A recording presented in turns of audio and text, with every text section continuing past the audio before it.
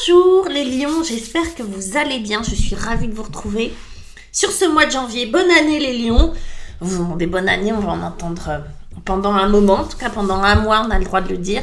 On va regarder vos énergies du mois de janvier avec. Je reprends mes petites boîtes. L'original tarot, qui est un Rider-Waite de tout ce qu'il y a de plus classique. Et puis l'oracle des chamans. Voilà, j'avais fait un petit sondage pour savoir quel était votre oracle préféré pour ce mois de janvier. C'est l'oracle des chamans. À la fin de cette vidéo, je vais recouvrir ce jeu des 22 arcanes du tarot de Marseille, les 22 arcanes majeurs. Et puis du True Art Intuitive Tarot, qui est un très joli tarot, que voici, que voilà. Pourquoi je vais recouvrir le jeu? Parce que ça va créer une extension que vous pourrez vous procurer juste en bas avec un lien, c'est Gumroad Lyon janvier. Voilà, vous allez voir, vous cliquez. C'est payant mais c'est petit prix pour ceux et celles qui ont envie d'aller un peu plus loin dans la lecture. Ceci dit, cette lecture se suffit à elle-même. Ok, vous n'avez pas forcément besoin d'obtenir la guidance supplémentaire, mais ça peut être un plus parce qu'effectivement il y a des compréhensions qui se font de manière différente. Allez, on y va. Ah oui, et si vous souhaitez une guidance avec moi, rien de plus simple, vous avez mes coordonnées, mon site, je propose des consultations en visio, par téléphone ou en cabinet, d'une heure, de 30 minutes, c'est selon vos besoins, votre bourse également. Ça saute un peu, mais les lions, allez, on y va. Mes petits lions, dans la position de ce que vous voulez être un magicien, une magicienne. Wow, arcane majeur, numéro 1, tout simplement, fait les choses bien les lions. Hein. En défi, on a un cavalier d'épée. On va voir. Soit c'est vous qui dites du mal, soit on dit du mal de vous les amis. Waouh. Conseil, la tour, deuxième arcane majeur. Qu'est-ce que cette tour vient vous raconter? Et puis on finit sur, un 3 de bâton. Magnifique. Avec l'oracle des chamans.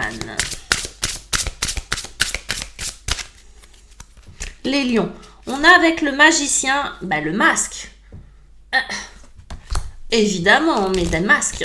Les magiciens mettent des masques. La hutte de sudation, un défi. Ok, c'est rigolo quand même. Hein. Alors, c'est souvent des petits conseils. Hein. Plante médicinale, vous voyez? Souvent des petits conseils. C'est la plusieurs fois que je l'ai, la plante médicinale en conseil. Et l'éther, le monde de l'éther. Ok, on y va. On y va. Ce que vous voulez, les lions, c'est incarner ce personnage. Et vous avez bien raison. Arcane majeur, le magicien. Le magicien qui est aussi le battleur dans le tarot de Marseille. Le magicien, c'est quoi? Le magicien, c'est la première carte du tarot. Mais vraiment la toute première. Pourquoi? Parce qu'il recommence. Il commence une histoire. En gros, le magicien, s'il y avait une phrase qui pouvait l'incarner, c'est « Il était une fois ».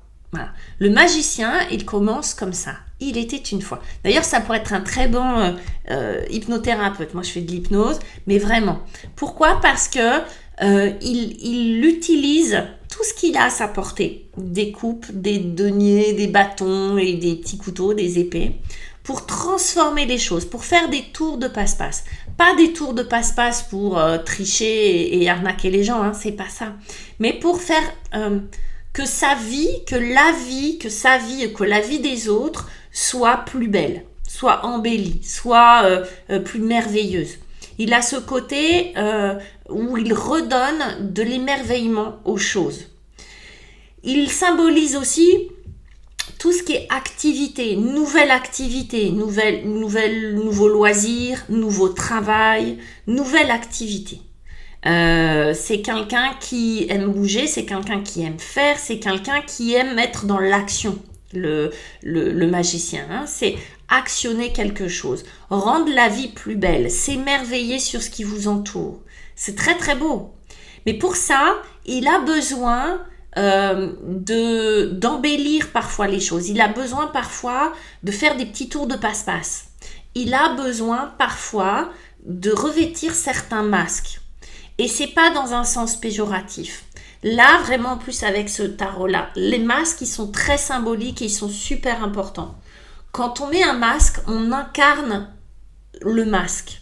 Il y a même des études qui ont été faites qui sont très très impressionnantes, hein, où on a mis des masques sur des gens. Les gens ne savaient pas quel masque ils avaient. Ils avaient soit des masques qui souriaient, soit des masques qui faisaient la tête. Les gens qui avaient les masques qui souriaient, à la fin de la journée, ils ne savaient pas pourquoi, mais ils se sentaient très bien parce qu'en fait, ils avaient eu le reflet des regards des autres et du coup, ils avaient inspiré aux autres le sourire, etc. Donc, ils étaient pleins d'énergie, ils étaient hauts en fréquence. Et les gens qui avaient les masques qui faisaient la tronche, ben, ils ne savaient pas pourquoi parce qu'ils ne connaissaient pas leur masque, mais ils se sentaient très mal dans leur basket parce qu'ils avaient reflété au monde quelque chose de négatif, donc on leur avait renvoyé ça. C'est pour ça que je dis souvent que l'extérieur est une fractale de ce qu'on nourrit à l'intérieur. Alors là, c'était pour de faux, mais c'était pour faire un test. Les masques sont importants. Et le magicien, ben lui, il a une panoplie de masques qui va s'adapter à chaque situation.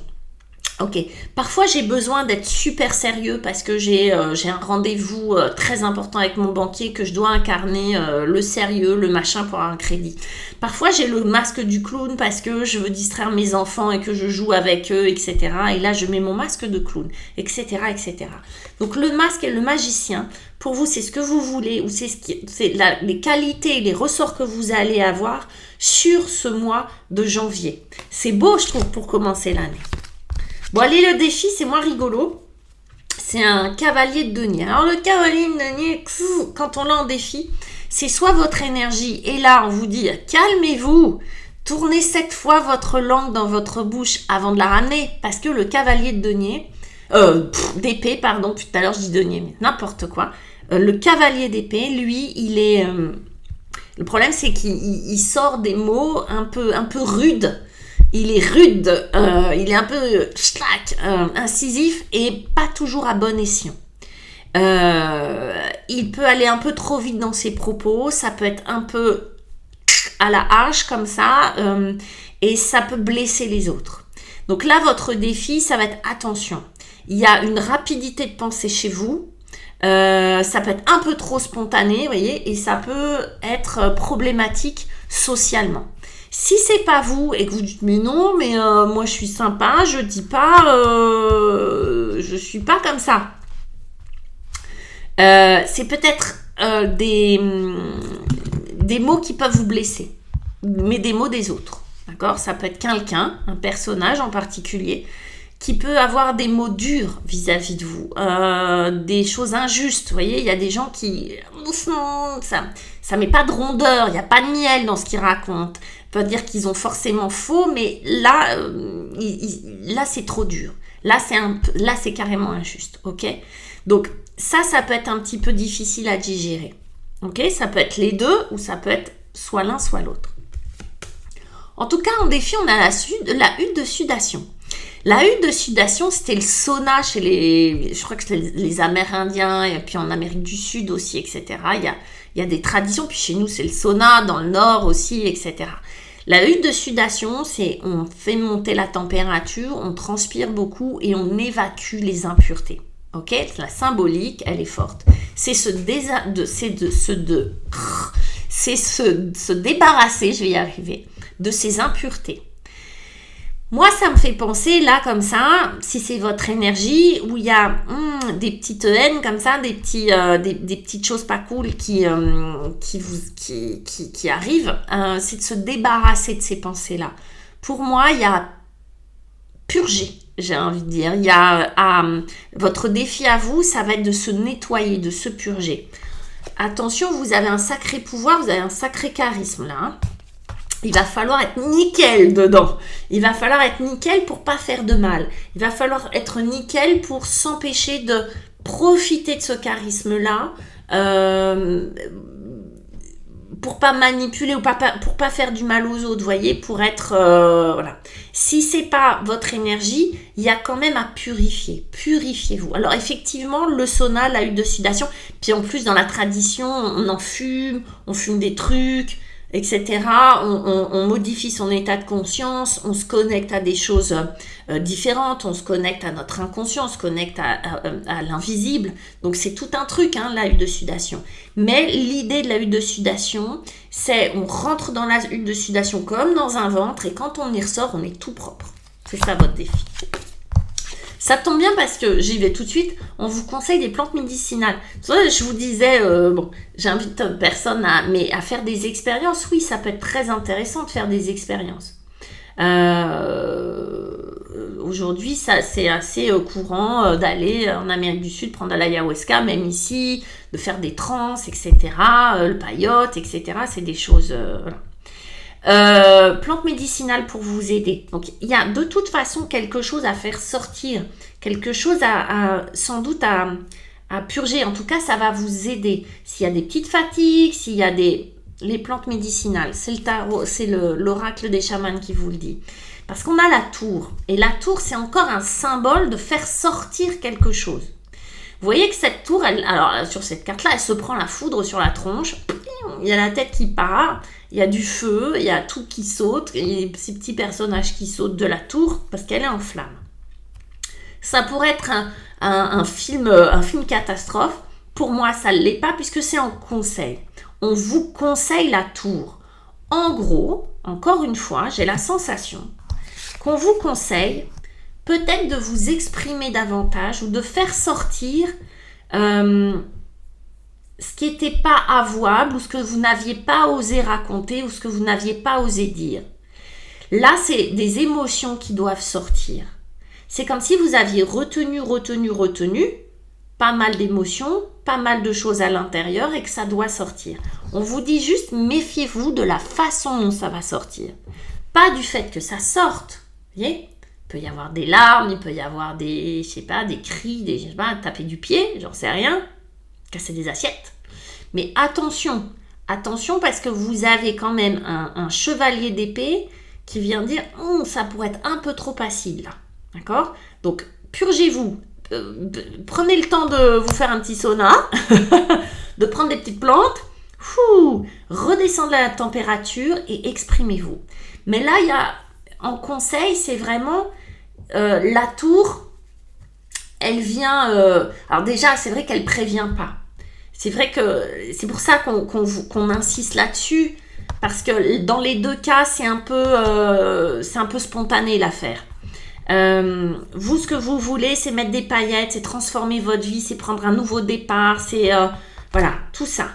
Mais pour ça, c'est comme s'il y allait y avoir, sans que vous l'ayez prémédité, mais l'expression de certaines choses. Alors, est-ce que vous avez des choses à dire à votre conjoint? Est-ce que vous avez des choses à dire à au boulot? Est-ce que vous avez des choses à dire à votre maîtresse? Est-ce que vous avez des choses à dire à vos potes? Bref, il y a des choses qui vont sortir, des émotions qui vont sortir. Peut-être que ça va se faire tout seul d'ailleurs.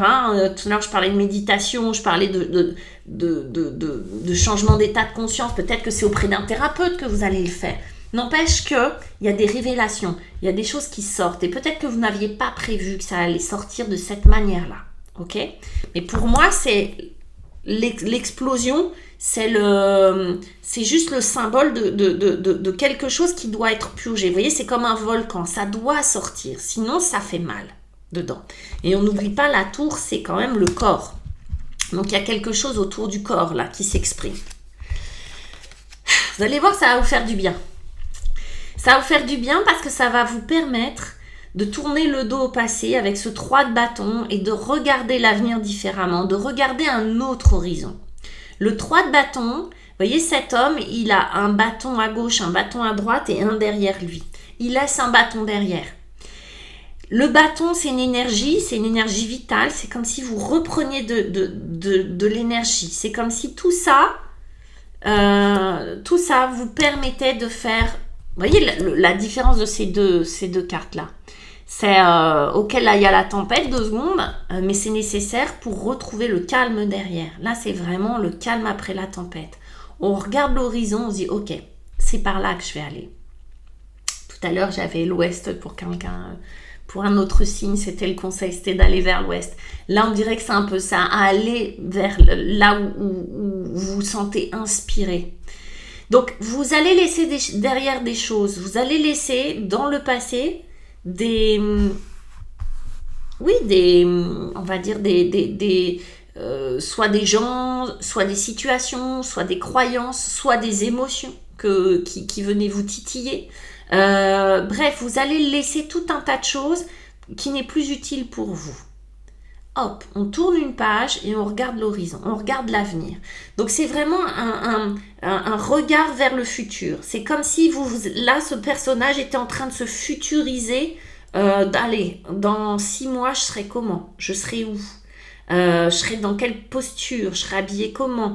Où je serai physiquement? Avec qui je serai? Qu'est-ce que je penserai à ce moment-là? Ce sera quoi mes croyances dans 6 mois? C'est un peu comme s'il faisait ça. Comme s'il se connectait à quelque chose qui n'était pas encore là. Comme s'il se connectait à quelque chose qui lui permettait de se projeter dans l'avenir. Et que ça va tisser un lien entre lui, comme un fil rouge entre lui et son futur lui. Et sa version future à lui. Et c'est hyper beau de faire ça, surtout au mois de janvier. Je commence une année, j'ai envie qu'elle se passe bien, j'ai envie de mettre des paillettes, j'ai envie d'avoir les bons masques au bon moment, les bons rôles. D'accord? J'ai envie d'avoir les meilleurs rôles. Ok, je vais me futuriser. Je vais aller de l'avant. Ok? Et puis, on vous dit connectez-vous au monde de l'éther. Et le monde de l'éther, c'est le monde invisible. C'est celui dont je parle toujours, tout le temps. C'est celui qui m'aide dans ma profession. Le monde de l'invisible qui est là.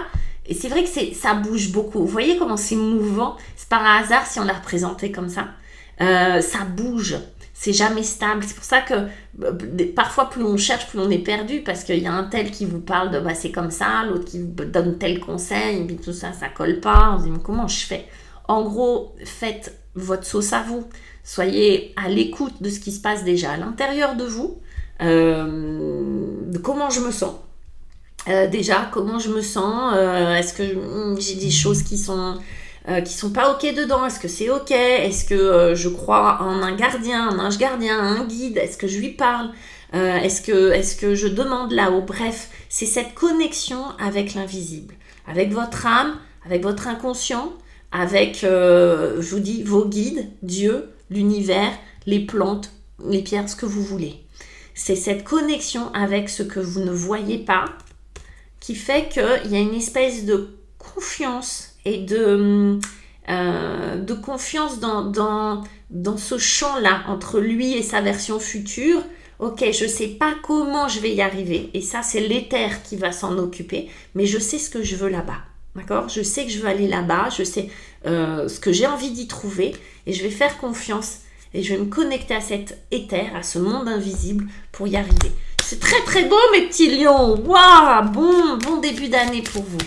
Allez, pour ceux et celles qui veulent me rejoindre, qui veulent en savoir plus, regardez les cartes qui vont tomber. Pour les autres, je vous fais un gros bisou. Laissez-moi des likes et des bonnes années. Ça me fera plaisir. Et pour les autres, on y va avec le tarot de Marseille. Tiens, allez, dans le monde de l'éther, je demande la tempérance. C'est ce que vous voulez. Vous voulez la paix. Vous voulez être cool. Oh, la tour en défi. Elle revient. Pourquoi serait-elle un défi? On me dit, il y a des trucs à sortir. Hein. Ok, le jugement en conseil. Il y a des trucs à sortir. Parce que le jugement aussi, je ne sais pas si vous voyez, mais c'est quelqu'un qui ressuscite quand même. Et la force est avec vous.